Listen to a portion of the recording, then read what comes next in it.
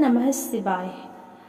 आज हम विंध्येश्वर संहिता का 6ठा अध्याय पढ़ेंगे। पहले हम पढ़े थे पापनाशक साधनों के विषय में प्रश्न, शिव पुराण का परिचय और महिमा, श्रवण कीर्तन और मनन साधनों की श्रेष्ठता और सनत कुमार और व्यास के संवाद, शिवलिंग का रहस्य एवं महत्व। आज हम 6ठा अध्याय में पढ़ेंगे ब्रह्मा विष्णु युद्ध।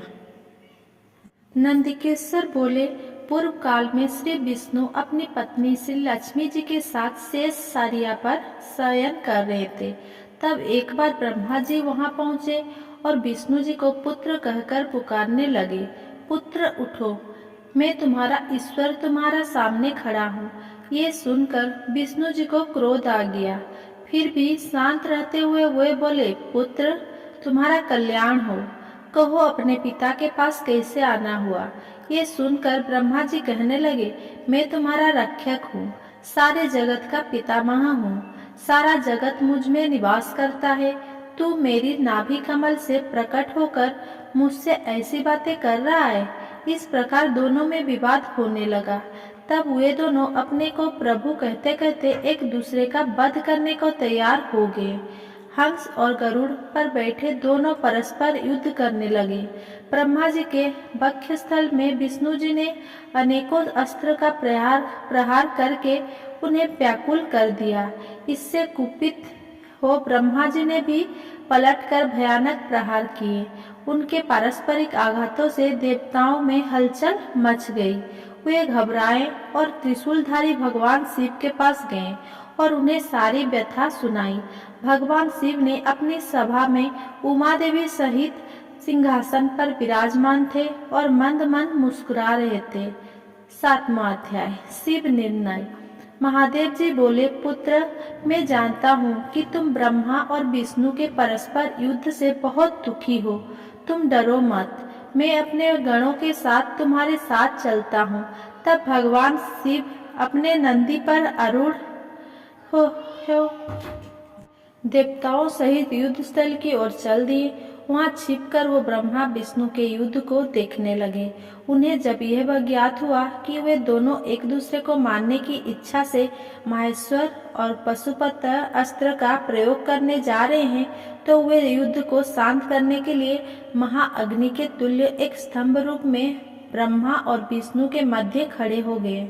महाअग्नि के प्रकट होते ही दोनों के अस्त्र स्वयं ही शांत हो गए। अस्त्र को शांत होते देखकर ब्रह्मा और विष्णु दोनों कहने लगे कि इस अग्नि स्वरूप स्तंभ के बारे में हमें जानकारी करनी चाहिए। दोनों ने उसकी परीक्षा लेने का निर्णय लिया। भगवान विष्णु ने शुकर रूप धारण किया और उसको देखने के लिए नीचे धरती में चल दिए। ब्रह्मा जी हंस का रूप धारण करके ऊपर की ओर चल दिए। पाताल में बहुत नीचे जाने पर भी विष्णु जी को स्तंभ का अंत नहीं मिला, अतः वे वापस चले आए। ब्रह्मा जी ने आकाश में जाकर केतकी का फूल देखा। वे उस फूल को लेकर विष्णु जी के पास गए। विष्णु ने उनके चरण पकड़ लिए। ब्रह्मा जी के छल को देखकर भगवान शिव प्रकट हुए। विष्णु जी की महानता से शिव प्रसन्न होकर बोले, हे विष्णु जी, आप सत्य बोलते हैं, अतः मैं आपको अपनी सनातन समानता का अधिकार देता हूँ। 8वां अध्याय ब्रह्मा का अभिमान भंग। नंदिकेश्वर बोले, महादेव जी ब्रह्मा जी के छल पर अत्यंत क्रोधित हुए। उन्होंने अपने त्रिनेत्र से भैरव को प्रकट किया और उन्हें आज्ञा दी वह तलवार से ब्रह्मा जी का दंड दे। आज्ञा पाते ही भैरव ने ब्रह्मा जी के बाल पकड़ लिए और उनका 5वां सिर काट दिया। ब्रह्मा जी डर के मारे कांपने लगे। उन्होंने भैरव के चरण पकड़ लिए तथा क्षमा मांगने लगे। इसे देखकर श्री विष्णु ने भगवान शिव से प्रार्थना की कि आपकी कृपा से ही ब्रह्मा जी को 5वां सिर मिला था, अतः आप इन्हें क्षमा कर दे। तब शिव जी की आज्ञा पाकर ब्रह्मा को भैरव ने छोड़ दिया। शिव जी ने कहा, तुमने प्रतिष्ठा और ईश्वरत्व को दिखाने के लिए छल किया है, इसीलिए मैं तुम्हें श्राप देता हूँ कि तुम सत्कार, स्थान और उत्सव से विहीन रहोगे। ब्रह्मा जी को अपनी गलती का पछतावा हो चुका था। उन्होंने भगवान शिव के चरण पकड़कर क्षमा मांगी और निवेदन किया कि वे उनका 5वां सिर पुनः प्रदान करें। महादेव जी ने कहा, जगत की स्थिति को बिगड़ने से बचाने के लिए पापी को दंड अवश्य देना चाहिए, ताकि लोक मर्यादा बनी रहे। मैं तुम्हें वरदान देता हूँ कि तुम गणों के आचार्य कहलाओगे और तुम्हारे बिना यज्ञ पूर्ण न होंगे। फिर उन्होंने केतकी के पुष्प से कहा, अरे दुष्ट केतकी पुष्प, अब तुम मेरी पूजा के अयोग्य रहोगे। तब केतकी पुष्प बहुत दुखी हुआ और उनके चरणों में गिरकर माफी मांगने लगा। तब महादेव जी ने कहा, मेरा वचन तो झूठा नहीं हो सकता, इसीलिए तू मेरे भक्तों के योग्य होगा। इस प्रकार तेरा जन्म सफल हो जाएगा। 9वां अध्याय, लिंग पूजन का महत्व। नंदिकेश्वर कहते हैं, ब्रह्मा और विष्णु भगवान शिव को प्रणाम कर चुपचाप उनके दाएं बाएं भाग में खड़े हो गए। उन्होंने पूजनीय महादेव जी को श्रेष्ठ आसन पर बैठाकर पवित्र वस्तुओं से उनका पूजन किया। दीर्घ काल तक स्थिर रहने वाली वस्तुओं को पुष्प वस्तु तथा अल्पकाल पर तक टिकने वाली वस्तुओं को प्रकृत वस्तु कहते हैं। हार, नुपुर, कियूर, किरीट, मणिमय कुंडल, यज्ञोपवीत, उत्तरीय वस्त्र, पुष्पमाला, रेशमी वस्त्र, हार, मुद्रिका, पुष्प, तांबूल, कपूर, चंदन एवं अगरू का अनुलेप, धूप, दीप, श्वेत छत्र, व्यजन, ध्वजा, चंबर तथा अनेक दिव्य उपहारों द्वारा जिनका वैभव वाणी और मन की पहुंच से परे था, जो केवल परमात्मा के यज्ञ थे, उनसे ब्रह्मा और विष्णु ने अपने स्वामी महेश्वर का पूजन किया। इससे प्रसन्न होकर भगवान शिव ने दोनों देवताओं से मुस्कुराकर कहा, पुत्रों, आज तुम्हारे द्वारा की गई पूजा से मैं बहुत प्रसन्न हूँ। इसी कारण यह दिन परम पवित्र और महान होगा। ये तिथि शिवरात्रि के नाम से प्रसिद्ध होगी और मुझे परम प्रिय होगी। इस दिन जो मनुष्य मेरे लिंग अर्थात निराकार रूप की या मेरी मूर्ति अर्थात साकार रूप की दिन रात निराहार रहकर अपनी शक्ति के अनुसार निश्चल भाव से यथाचित पूजा करेगा, वो मेरा परम प्रिय भक्त होगा। पूरे वर्ष भर निरंतर मेरी पूजा करने पर जो फल मिलता है, वो फल शिवरात्रि को मेरा पूजन करके मनुष्य तत्काल प्राप्त कर लेता है। जैसे पूर्ण चंद्रमा वो फल शिवरात्रि को जैसे पूर्ण चंद्रमा का उदय समुद्र की वृद्धि का अवसर है, उसी प्रकार शिवरात्रि की तिथि मेरे धर्म की बुद्धि का समय है। इस तिथि को मेरी स्थापना का मंगलमय उत्सव होना चाहिए। मैं मार्गशीर्ष मास में आद्रा नक्षत्र से युक्त पूर्णमासी या प्रतिपदा को ज्योतिर्मय स्तंभ के रूप में प्रकट हुआ था। इस दिन जो भी मनुष्य पार्वती सहित मेरा दर्शन करता है अथवा मेरी मूर्ति या लिंग की झांकी निकालता है, वो मेरे लिए कार्तिकेय से भी अधिक प्रिय है। इस शुभ दिन मेरे दर्शन मात्र से पूरा फल प्राप्त होता है। यदि दर्शन के साथ मेरा पूजन भी किया जाए तो इतना अधिक फल प्राप्त होता है कि वाणी द्वारा इसका वर्णन नहीं किया जा सकता। लिंग रूप में प्रकट होकर मैं बहुत बड़ा हो गया था, अतः लिंग के कारण यह भूतल लिंग स्थान के नाम से प्रसिद्ध हुआ। जगत के लोग इसका दर्शन और पूजन कर सके, इसके लिए यह अनादि और अनंत ज्योतिस्तंभ अथवा ज्योतिर्मय लिंग अत्यंत छोटा हो जाएगा। यह लिंग सब प्रकार के भोगों सुलभ कराने वाला तथा भोग और मोक्ष का एकमात्र साधन है। इसका दर्शन, स्पर्श और ध्यान प्राणियों को जन्म और मृत्यु के कष्ट से छुड़ाने वाला है। शिवलिंग को यहाँ प्रकट होने के कारण यह स्थान अरुणाचल नाम से प्रसिद्ध होगा तथा यहाँ बड़े बड़े तीर्थ प्रकट होंगे। इस स्थान पर रहने या मरने से जीवों को मोक्ष प्राप्त होगा। मेरे दो रूप है, साकार और निराकार।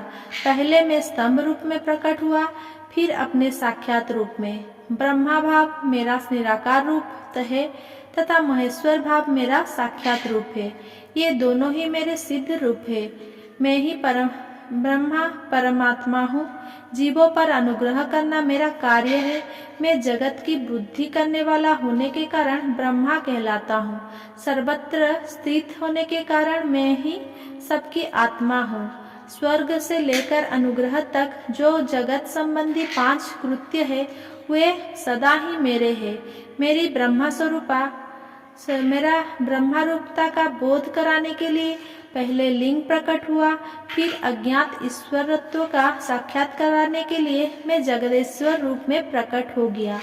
मेरा सकल रूप मेरे ईशत्व का और निष्कल रूप मेरे ब्रह्मा स्वरूप को बोध कराता है। मेरा लिंग मेरा स्वरूप है और मेरे सामीप्य की प्राप्ति कराने वाला है। मेरे लिंग की स्थापना करने वाले मेरे उपासक को मेरी समानता की प्राप्ति हो जाती है तथा मेरे साथ एकत्व का अनुभव कराता हुआ संसार सागर में से युक्त मुक्त हो जाता है। वो जीते जी परमानंद की अनुभूति कराता हुआ शरीर का त्याग कर शिवलोक को प्राप्त होता है, अर्थात मेरा ही स्वरूप हो जाता है। मूर्ति की स्थापना की अपेक्षा गौण है। यह उन भक्तों के लिए है जो शिव तत्व के अनुशीलन में सक्षम नहीं है। 10वां अध्याय प्रणव एवं पंचाक्षर मंत्र की महिमा। ब्रह्मा और विष्णु ने पूछा, प्रभु सृष्टि आदि 5 कृत्य के लक्षण क्या है? ये हम दोनों को बताइए। भगवान शिव बोले, मेरे कर्तव्य को समझना अत्यंत गहन है, तथापि मैं कृपापूर्वक तुम्हें बता रहा हूँ। सृष्टि, पालन, संहार, तिरोभाव और अनुग्रह मेरे जगत संबंधी 5 कार्य है जो नित्य सिद्ध है। संसार की रचना का आरंभ सृष्टि कहलाता है। मुझसे पालित होकर सृष्टि का सुस्थिर रहना उसका पालन है, उसका विनाश ही संहार है। प्राणों के उत्क्रमण को तिरोभाव कहते हैं। इन सब से छुटकारा मिल जाना ही मेरा अनुग्रह अर्थात मोक्ष है। ये मेरे 5 कृत्य है। सृष्टि आदि 4 कृत्य संसार का विस्तार करने वाले हैं। 5वां कृत्य मोक्ष का है।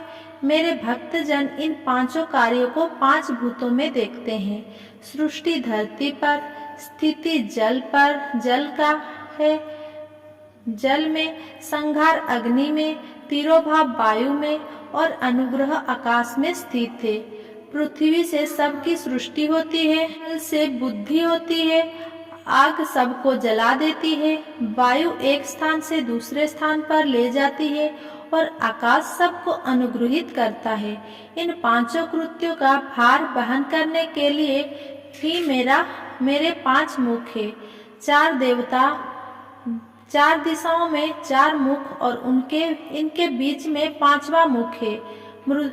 पुत्र दोनों ने मुझे तपस्या से प्रसन्न कर सृष्टि और पालन 2 कार्य प्राप्त किए हैं।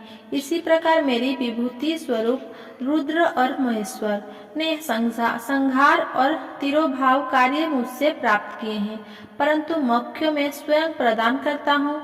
मैंने पूर्व काल में अपने स्वरूपभूत मंत्र का उपदेश किया है जो ओंकार रूप में प्रसिद्ध है। यहाँ मंगलकारी मंत्र है। सर्वप्रथम मेरे मुख से ओंकार प्रकट हुआ जो मेरे स्वरूप का बोध कराता है। इसका स्मरण निरंतर करने से मेरा ही सदा स्मरण होता है। मेरे उत्तरवर्ती मुख से अकार का, पश्चिम मुख से उकार का, दक्षिण मुख से मकार का, पूर्ववर्ती मुख से बिंदु का तथा मध्यवर्ती मुख से नाद का प्रकटीकरण हुआ है। इस प्रकार इन 5 अवयवों से ओंकार का विस्तार हुआ है। इन 5 अवयवों के एकाकार होने पर प्रणव ओम नामक अक्षर उत्पन्न हुआ। जगत में उत्पन्न सभी स्त्री पुरुष इस प्रणव मंत्र में व्याप्त है। ये मंत्र शिव शक्ति दोनों का बोधक है। इसी से पंचाक्षर मंत्र ओम नमः शिवाय की उत्पत्ति हुई है। ये मेरे साकार रूप का बोधक है। इस पंचाक्षर मंत्र से मातृ का वर्ण प्रकट हुए हैं जो 5 भेद वाले हैं। इसी से शिरोमंत्र सहित त्रिपदा गायत्री का प्राकट्य हुआ है। इस गायत्री से संपूर्ण वेद प्रकट हुए और उन वेदों से करोड़ों मंत्र निकले हैं। उन मंत्रों से विभिन्न कार्यों की सिद्धि होती है। इस पंचाक्षर प्रणव मंत्र से सभी मनोरथ पूर्ण होते हैं। इस मंत्र से भोग और मोक्ष दोनों प्राप्त होते हैं।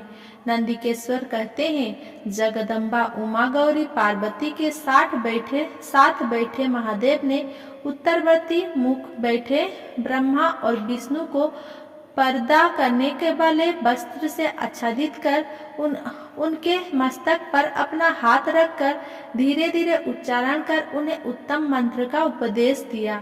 3 बार मंत्र का उच्चारण करके भगवान शिव ने उन्हें शिष्यों के रूप में दीक्षा दी। गुरु दक्षिणा के रूप में दोनों ने अपने आप को समर्पित करते हुए दोनों हाथ जोड़कर उनके समीप खड़े हो सतगुरु भगवान शिव की इस प्रकार स्तुति करने लगे। ब्रह्मा विष्णु बोले, प्रभु आपके साकार और निराकार 2 रूप है। आप तेज से प्रकाशित है, आप सबके स्वामी है, आप सर्वात्मा को नमस्कार है।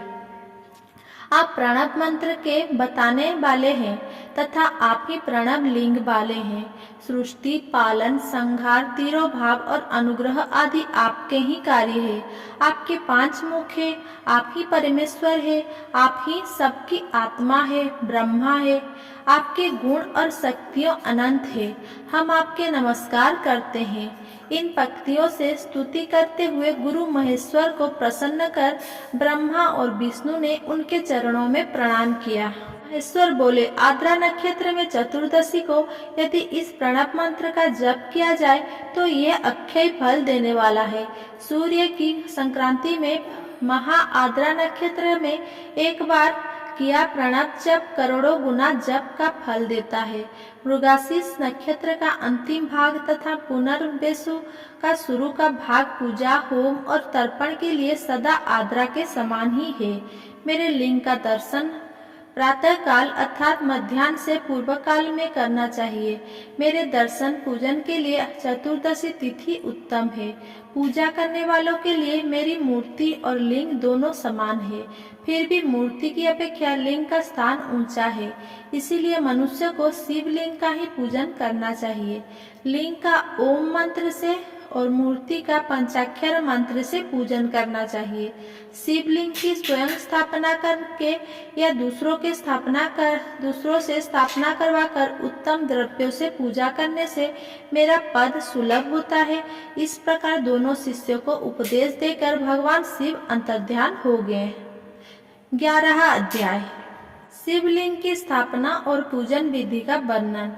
ऋषियों ने पूछा, सूत जी, शिवलिंग की स्थापना कैसे करनी चाहिए तथा उसकी पूजा कैसे, किस काल में तथा किस द्रव्य द्वारा करनी चाहिए। सूत जी ने कहा, महर्षियों, मैं तुम लोगों के लिए इस विषय का वर्णन करता हूँ। इसे ध्यान से सुनो और समझो। अनुकूल एवं शुभ समय में किसी पवित्र तीर्थ में, नदी के तट पर, ऐसी जगह पर शिवलिंग की स्थापना करनी चाहिए जहाँ रोज पूजन कर सके। पार्थिव द्रव्य से, जलमय द्रव्य से अथवा तेजस द्रव्य से पूजन करने से उपासक को पूजन का पूरा फल प्राप्त होता है। शुभ लक्षणों में पूजा करने पर यह तुरंत फल देने वाला है। चल प्रतिष्ठा के लिए छोटा शिवलिंग श्रेष्ठ माना जाता है। अचल प्रतिष्ठा है तो बड़ा शिवलिंग अच्छा रहता है। शिवलिंग की पीठ सहित स्थापना करनी चाहिए। शिवलिंग की पीठ गोल, चौकोर, त्रिकोण अथवा खाट के पाए की भांति ऊपर नीचे मोटा और बीच में पतला होना चाहिए। ऐसा लिंग पीठ महान फल देने वाला होता है। पहले मिट्टी अथवा लोहे से शिवलिंग का निर्माण करना चाहिए। जिस द्रव्य से लिंग का निर्माण हो उसी से उसका पीठ बनाना चाहिए। यही अचल प्रतिष्ठा वाले शिवलिंग की विशेषता है। चल प्रतिष्ठा वाले शिवलिंग में लिंग और प्रतिष्ठा एक ही तत्व से बनानी चाहिए। लिंग की लंबाई स्थापना करने वाले मनुष्य के 12 अंगुली के बराबर होनी चाहिए। इससे कम होने पर फल भी कम प्राप्त होता है, परंतु 12 अंगुली से लंबाई अधिक भी हो सकती है। जल लिंग में लंबाई स्थापना करने वाले 1 अंगुली के बराबर होनी चाहिए, उससे कम नहीं। यह यजमान को चाहिए कि पहले वो शिल्प शास्त्र के अनुसार देवालय बनवाए तथा उसमें सभी देवताओं देवगण की मूर्ति स्थापित करे। देवालय का गर्भगृह सुंदर, सुदृढ़ और स्वच्छ होना चाहिए। उसमें पूर्व और पश्चिम में 2 मुख्य द्वार हो। जहाँ शिवलिंग की स्थापना करनी हो उस स्थान के गर्त में नीलम, लाल, बेदूर, श्याम, मरकत, मोती, मूंगा, गोमत और हीरा इन 9 रत्नों को वैदिक मंत्रों के साथ छोड़ें। 5 वैदिक मंत्रों द्वारा 5 स्थानों से पूजन करके अग्नि में आहुति दें और परिवार सहित मेरी पूजा करके आचार्य को धन से तथा भाई बंधुओं को मनचाही वस्तु से संतुष्ट करें। याचकों को सुवर्ण, गृह एवं भू संपत्ति तथा गाय आदि प्रदान करें। स्थावर जंगम सभी जीवों को यत्नपूर्वक संतुष्ट कर एक गड्ढे में स्वर्ण तथा 9 प्रकार के रत्न भरकर वैदिक मंत्र का उच्चारण करके परम कल्याणकारी महादेव जी का ध्यान करें। तत्पश्चात नाद घोष से युक्त महामंत्र ओंकार का उच्चारण करके गड्ढे में पीठ युक्त शिवलिंग की स्थापना करें। वहां परम सुंदर मूर्ति की भी स्थापना करनी चाहिए तथा भूमि संस्कार की विधि जिस प्रकार शिवलिंग के लिए की गई है उसी प्रकार मूर्ति की प्रतिष्ठा भी करनी चाहिए। मूर्ति की स्थापना अर्थात प्रतिष्ठा पंचाक्षर मंत्र से करनी चाहिए। मूर्ति को बाहर से भी लिया जा सकता है परंतु वह साधु पुरुषों द्वारा पूजित हो। इस प्रकार शिवलिंग और मूर्ति द्वारा की गई महादेव जी की पूजा शिव पद प्रदान करने वाली है। स्थावर और जंगम से लिंग भी 2 तरह का हो गया है। वृक्षलता आदि की स्थावर लिंग कहते हैं और कृमि कीट आदि को जंगम लिंग। स्थावर लिंग को सिंचना चाहिए तथा जंगम लिंग को आहार एवं जल देकर तृप्त करना चाहिए। यो पर चराचर जीवों को भगवान शंकर का प्रतीक मानकर उनका पूजन करना चाहिए। इस तरह महालिंग की स्थापना करके विविध उपचारों द्वारा उसका रोज पूजन करें तथा देवालय के पास ध्वजारोहण करें। शिवलिंग साक्षात शिव का पद प्रदान करने वाला है। आह्वान, आसन, अर्घ्य, पाद्यांग, आचमन, स्नान, वस्त्र, यज्ञोपवीत, गंध, पुष्प, धूप, दीप, नैवेद्य, तांबूल, समर्पण, निराजन, नमस्कार और विसर्जन ये 16 उपचार है। इनके द्वारा पूजन करें। इस तरह किया गया भगवान शिव का पूजन शिव पद की प्राप्ति कराने वाला है। सभी शिवलिंग की स्थापना के उपरांत चाहे वे मनुष्य द्वारा स्थापित, ऋषियों या देवताओं द्वारा अथवा अपने आप प्रकट हुए हो, सभी का उपयुक्त विधि से पूजन करनी चाहिए, तभी फल प्राप्त होता है। उसकी परिक्रमा और नमस्कार करने से शिव पद की प्राप्ति होती है। शिवलिंग का नियम पूर्वक दर्शन भी कल्याणकारी होता है। मिट्टी, आटा, गाय के गोबर, फूल, कनेर पुष्प, फल, गुड़, मक्खन, भस्म अथवा अन्न से शिवलिंग बनाकर प्रतिदिन पूजन करें तथा प्रतिदिन 10,000 प्रणव मंत्र का जाप करें अथवा दोनों संध्याओं के समय 1 सहस्र प्रणव मंत्र का जाप करें। इससे भी शिव पद की प्राप्ति होती है। जप काल में प्रणव मंत्र का उच्चारण मन की शुद्धि कराता है। नाद और बिंदु से युक्त ओंकार को कुछ विद्वान समान प्रणव कहते हैं। प्रतिदिन 10,000 पंचाक्षर मंत्र का जाप अथवा दोनों संध्याओं को 1 सहस्र मंत्र का जाप शिव पद की प्राप्ति कराने वाला है। सभी ब्राह्मणों के लिए प्रणव से मुक्त पंचाक्षर मंत्र अति फलदायक है। कलश से किया स्नान, मंत्र की दीक्षा, मातृकाओं का न्याय, सत्य से पवित्र अंतकरण, ब्राह्मण तथा ज्ञानी गुरु, सभी को उत्तम माना गया है। पंचाक्षर मंत्र का 5 करोड़ जाप करने से मनुष्य भगवान शिव के समान हो जाता है। 1, 2, 3 अथवा 4 करोड़ जाप करके मनुष्य क्रमशः ब्रह्मा, विष्णु, रुद्र तथा महेश्वर का पद प्राप्त कर लेता है। यदि 1000 दिनों तक प्रतिदिन 1 सहस्त्र जाप पंचाक्षर मंत्र का किया जाए और प्रतिदिन ब्राह्मण को भोजन कराया जाए तो इससे अभीष्ट कार्य भी की सिद्धि होती है। ब्राह्मण को प्रतिदिन प्रातःकाल 1008 बार गायत्री मंत्र का जाप करना चाहिए, क्योंकि गायत्री मंत्र शिव पद की प्राप्ति कराता है। वेद मंत्र और वैदिक सूक्तियां का भी नियम से जाप करें। अन्य मंत्रों में जितने अक्षर है उनके उतने लाख जाप करें। इस प्रकार यथाशक्ति जाप करने वाला मनुष्य मोक्ष प्राप्त करता है। अपने पसंद से कोई एक मंत्र अपनाकर प्रतिदिन उसका जाप करे अथवा ओम का नित्य 1 सहस्त्र जाप करें। ऐसा करने से संपूर्ण मनोरथ की सिद्धि होती है। जो मनुष्य भगवान शिव के लिए फुलवाड़ी या बगीचे लगाता है तथा शिव मंदिर में झाड़ने बुहारने का सेवा कार्य करता है, ऐसे शिव भक्त को पुण्य कर्म की प्राप्ति होती है। अंत समय में भगवान शिव उसे मोक्ष प्रदान करते हैं। काशी में निवास करने से भी योग और मोक्ष की प्राप्ति होती है। इसीलिए आमरण भगवान शिव के क्षेत्र में निवास करना चाहिए। उस क्षेत्र में स्थित बावड़ी, तालाब, कुआं और पोखर को शिवलिंग समझकर वहां स्नान, दान और जाप करके मनुष्य भगवान शिव को प्राप्त कर लेता है। जो मनुष्य शिव के क्षेत्र में अपने किसी मृत संबंधी का दाह, दशाहो, मासिक श्राद्ध अथवा वार्षिक श्राद्ध कराता है अथवा अपने पितरों को पिंड देता है, वो तत्काल सभी पापों से मुक्त हो जाता है और अंत में शिव पद प्राप्त करता है। लोक में अपने वर्ण के अनुसार आचरण करने और सदाचार का पालन करने से शिव पद की प्राप्ति होती है। निष्काम भाव से किया गया कार्य अभीष्ट फल देने वाला एवं शिव पद प्रदान करने वाला होता है। दिन के प्रात, मध्याह्न और सायं 3 विभाग होते हैं। इनमें सभी को एक एक प्रकार के कर्म का प्रतिपादन करना चाहिए।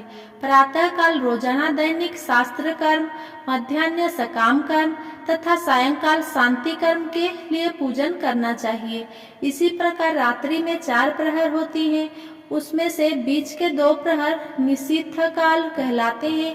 इसी काल में पूजा करनी चाहिए, क्योंकि यह पूजा अभीष्ट फल देने वाली है। कलयुग में कर्म द्वारा ही फल की सिद्धि होगी। इस प्रकार विधि पूर्वक और समयानुसार भगवान शिव का पूजन करने वाले मनुष्य को अपने कर्मों का पूरा फल मिलता है।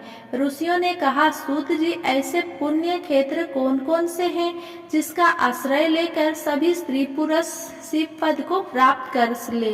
कृपया कर हमें बताइए। 4वां अध्याय, मोक्षदायक पुण्य क्षेत्र का वर्णन। सूत जी बोले, हे विद्वान और बुद्धिमान महर्षियों, मैं मोक्ष देने वाले शिव क्षेत्र का वर्णन कर रहा हूँ।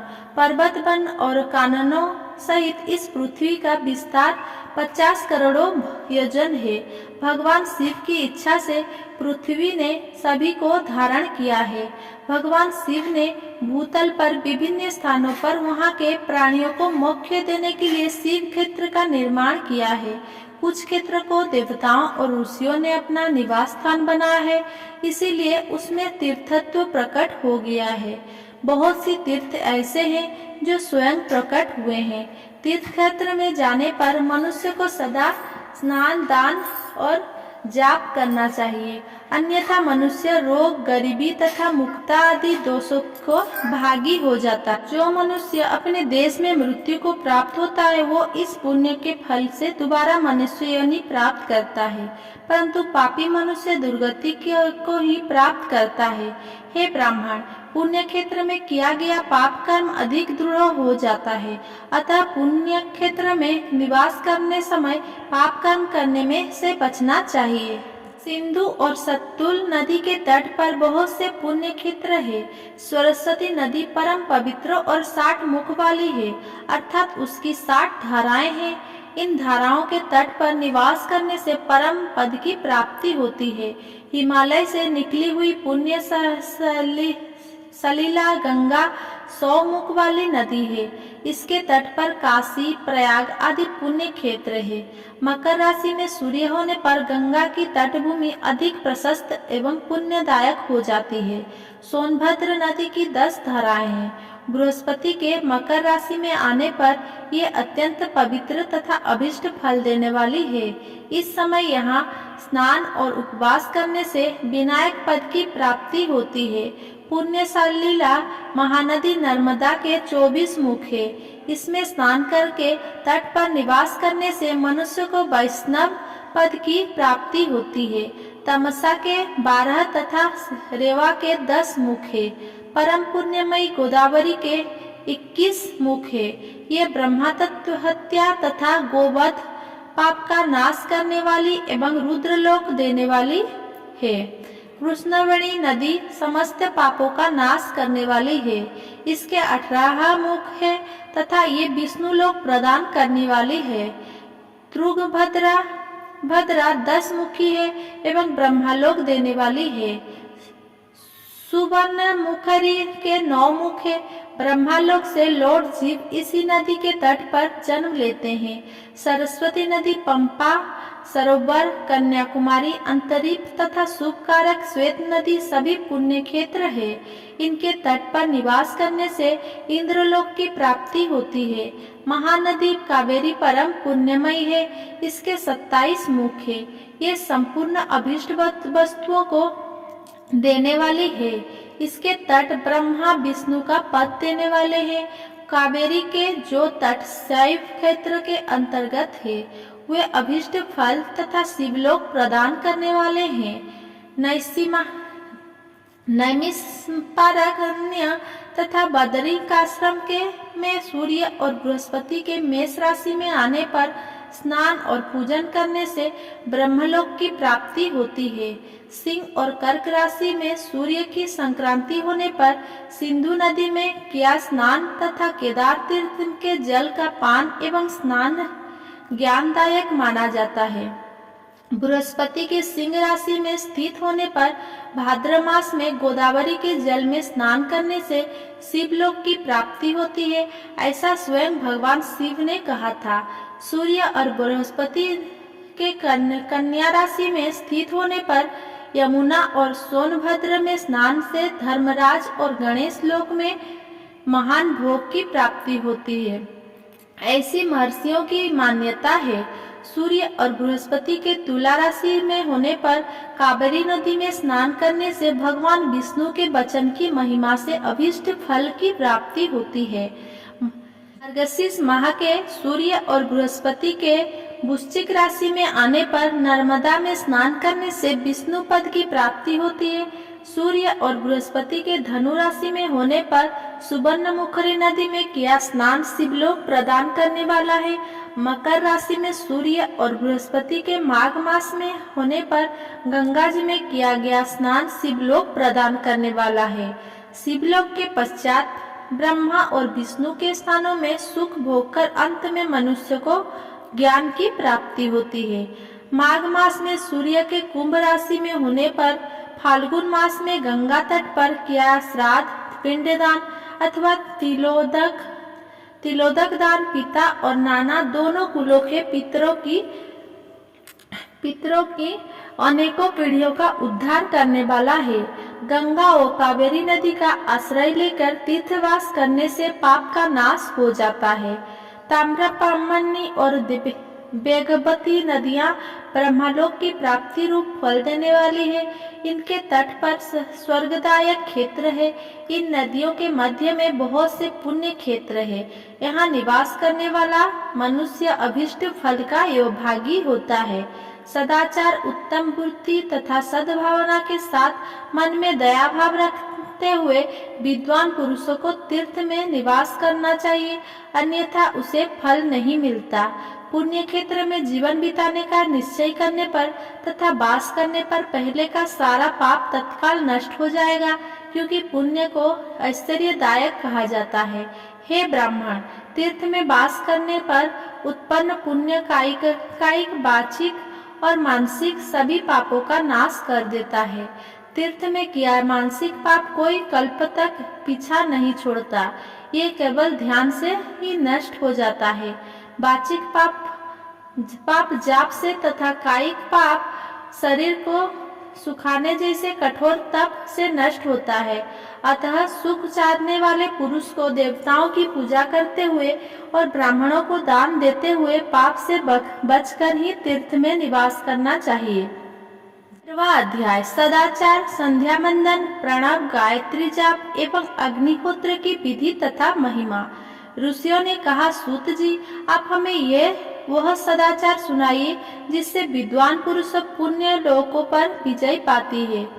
स्वर्ग प्रदान करने वाले धर्ममय तथा नरक का नष्ट कष्ट देने वाले अधर्ममय आचरों का वर्णन कीजिए। सूत जी बोले, सदाचार का पालन करने वाला मनुष्य ही ब्राह्मण कहलाने का अधिकारी है।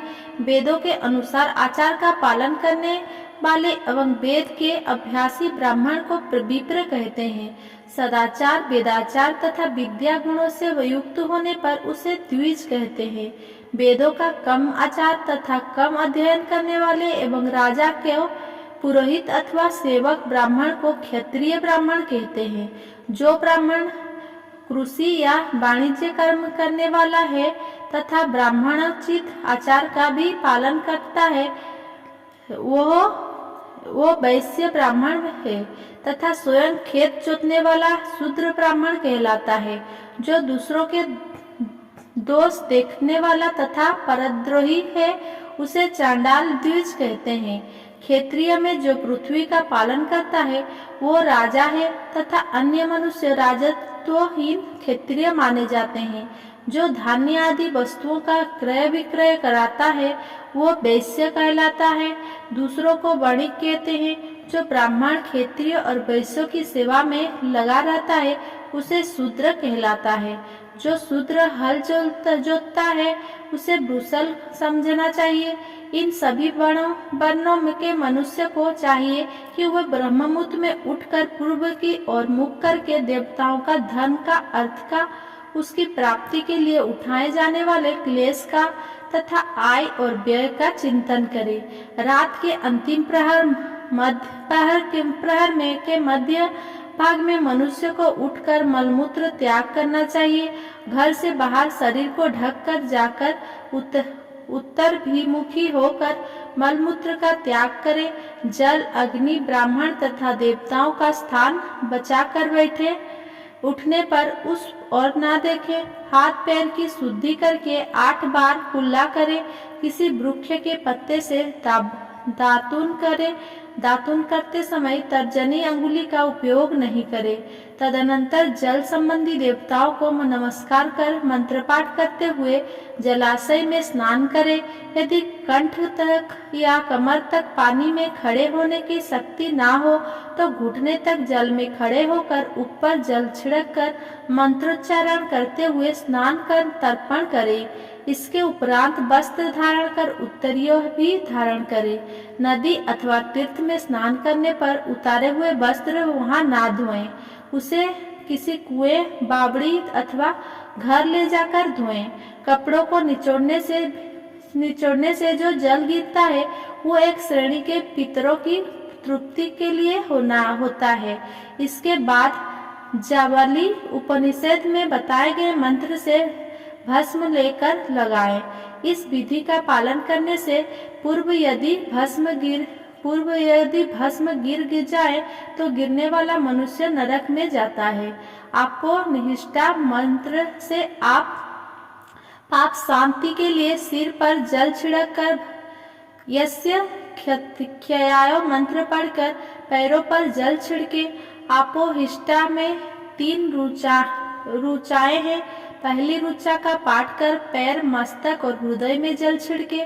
दूसरी रुचा का पाठ कर मस्तक, हृदय और पैर पर जल छिड़के तथा तीसरी रुचा का पाठ करके हृदय, मस्तक और पैर पर जल छिड़के। इस प्रकार के स्नान को मंत्र स्नान कहते हैं।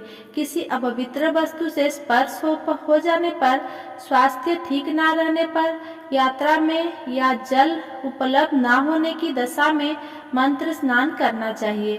प्रातःकाल की संध्या पुसना में गायत्री मंत्र का जाप करके 3 बार सूर्य को अर्घ्य दें। मध्याह्न में गायत्री मंत्र का उच्चारण कर सूर्य को एक अर्घ्य देना चाहिए। सायंकाल में पश्चिम की ओर मुख करके पृथ्वी पर ही सूर्य को अर्घ्य दें। सायंकाल में सूर्यास्त से 2 घड़ी पहले की गई संध्या का कोई महत्व नहीं होता। ठीक समय पर ही संध्या करनी चाहिए। यदि संध्या पोषणा किए बिना एक दिन बीत जाए तो उसके प्रायश्चित हेतु अगली संध्या के समय 100 गायत्री मंत्र का जाप करें। 10 दिन छूटने पर 1 लाख तथा 1 माह छूटने पर अपना उपनयन संस्कार कराएं। तो सिद्धि के लिए इस गौरी, कार्तिकेय, विष्णु, ब्रह्मा, चंद्रमा और यम वो अन्य देवताओं का शुद्ध जल से तर्पण करें।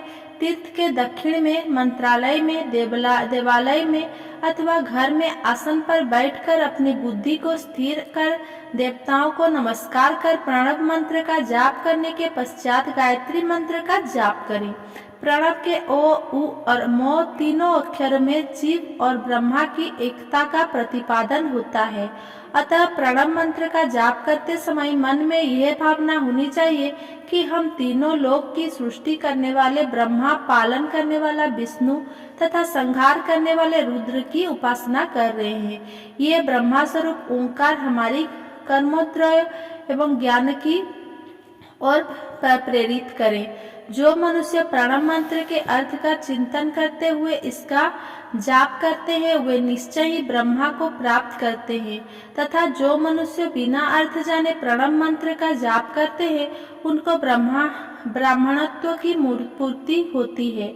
इस हेतु श्रेष्ठ ब्राह्मण को प्रतिदिन प्रातःकाल 1,000 गायत्री मंत्र का जाप करना चाहिए। मध्याह्न में 100 बार तथा सायं 28 बार जाप करें। अन्य वर्णों का जाप करना चाहिए। मध्याह्न में 100 बार तथा सायं 28 बार जाप करें। अन्य वर्णों के मनुष्य को सामर्थ्य के अनुसार जाप करना चाहिए। हमारे शरीर के भीतर मूलाधार, स्वाधिष्ठान, मणिपुर, अनाहत, आज्ञा और सहस्त्रार नामक 6 चक्र हैं। इन चक्रों में क्रमशः बिंदेश्वर, ब्रह्मा, विष्णु, ईश, जीवात्मा और परमेश्वर स्थित है। सद्भावना पूर्वक श्वास के साथ स्वयं जाप करें, स्वाहा जाप करें। 1000 बार किया गया जाप ब्रह्मलोक प्रदान करने वाला है। 100 बार किए गए जाप से इंद्र पद की प्राप्ति होती है। आत्मरक्षा के लिए जो मनुष्य अल्प मात्रा में इसका जाप करता है वो ब्राह्मण कुल में जन्म लेता है। 12 लाख गायत्री का जाप करने वाला मनुष्य ब्राह्मण कहा जाता है। जिस ब्राह्मण ने 1 लाख गायत्री का भी जप ना किया हो उसे वैदिक कार्य में ना लगाए। यदि एक दिन उल्लंघन हो जाए तो अगले दिन उसके बदले में उतने अधिक मंत्र का जाप करना चाहिए। ऐसा करने से दोषों की शांति होती है। धर्म से अर्थ की प्राप्ति होती है। अर्थ से भोग सुलभ होता है। भोग से वैराग्य की संभावना होती है। धर्म पूर्वक उपार्जित धन से भोग प्राप्त होता है। उससे भोगों के प्रति आसक्ति उत्पन्न होती है। मनुष्य धर्म से धन पाता है एवं तपस्याओं से दिव्य रूप प्राप्त करता है। कामनाओं का त्याग करने से अंतःकरण की शुद्धि होती है। उस बुद्धि से ज्ञान का उदय होता है। सतयुग में तप को तथा कलयुग में दान को धर्म का अच्छा साधन माना गया है। सतयुग में ध्यान से, त्रेता में तपस्या से और द्वापर में यज्ञ करने से ज्ञान की सिद्धि होती है, परंतु कलयुग में प्रतिमा की पूजा से ज्ञान लाभ होता है। अधर्म हिंसात्मक और दुख देने वाला है। धर्म से सुख और अभ्युदय की प्राप्ति होती है। दुराचार से दुख तथा सदाचार से सुख मिलता है। अतः भोग और मोक्ष की सिद्धि के लिए धर्म का उपार्जन करना चाहिए। किसी ब्राह्मण को 100 वर्ष के जीवन निर्वाह की सामग्री देने पर ही ब्रह्मलोक की प्राप्ति होती है। 1 सहस्र चंद्रायण व्रत का अनुष्ठान ब्रह्मलोकदायक माना जाता है। दान देने वाला पुरुष जिस देवता को सामने रखकर दान करता है, अर्थात जिस देवता को वह दान द्वारा प्रसन्न करना चाहता है, उसी देवता का लोक उसे प्राप्त होता है। धनहीन पुरुष तपस्या कर अक्षय सुख को प्राप्त कर ले सकते हैं। ब्राह्मण को दान ग्रहण कर तथा यज्ञ करके धन का अर्जन करना चाहिए। क्षत्रिय बाहुबल से तथा वैश्य कृषि एवं गौरक्षा से धन का उपार्जन करे। इस प्रकार न्याय से उपार्जित धन को दान करने से दाता को ज्ञान की सिद्धि प्राप्त होता है एवं ज्ञान से ही मोक्ष की प्राप्ति सुलभ होती है। गृहस्थ मनुष्य को धन धान्य आदि सभी वस्तुओं का दान करना चाहिए, जिससे के अन्न को खाकर मनुष्य कथा श्रवण तथा सत्कर्म करना का पालन करता है तो उसका आधा फल दाता को मिलता है। दान लेने वाले मनुष्य को दान में प्राप्त वस्तु का दान तथा तपस्या द्वारा पाप की शुद्धि करनी चाहिए। उसे अपने धन के 3 भाग करने चाहिए, एक धर्म के लिए, दूसरा बुद्धि के लिए एवं तीसरा उपभोग के लिए। धर्म के लिए रखे धन से नित्य नैमित्तिक और इच्छित कार्य करे। बुद्धि के लिए रखे धन से ऐसा व्यापार करे जिससे धन की प्राप्ति हो तथा उपभोग के धन से पवित्र भोग भोगे। खेती से प्राप्त धन का 10वां भाग दान कर दे, इससे पाप की वृद्धि होती है। वृद्धि के लिए किए गए व्यापार से प्राप्त धन का 6वां भाग दान देना चाहिए। विद्वान को चाहिए कि वह दूसरों के दोषों का बखान ना करें। ब्राह्मण भी बस दूसरों के सुने या देखे हुए छिद्र को कभी प्रकट ना करे। विद्वान पुरुष ऐसी बात ना कहे जो समस्त प्राणियों के हृदय में रोष पैदा करने वाली हो। दोनों संध्याओं के समय अग्नि को विधि पूर्वक दी गई हुई आहुति से संतुष्ट करे। चावल, धान्य, घी, फल, कंद तथा भविष्य के द्वारा थाली पाक बनाए तथा यथोचित रीति से सूर्य और अग्नि को अर्पित करे। यदि दोनों समय अग्निहोत्र करने में असमर्थ हो तो संध्या के समय जाप और सूर्य की वंदना कर ले। आत्मज्ञान की इच्छा रखने वाले तथा धनी पुरुष को इसी प्रकार उपासना करनी चाहिए। जो मनुष्य सदा ब्रह्मयज्ञ करते हैं, देवताओं की पूजा, अग्नि पूजा और गुरु पूजा प्रतिदिन करते हैं तथा ब्राह्मणों को भोजन तथा दक्षिणा देते हैं, वे स्वर्गलोक के भोगी होते हैं।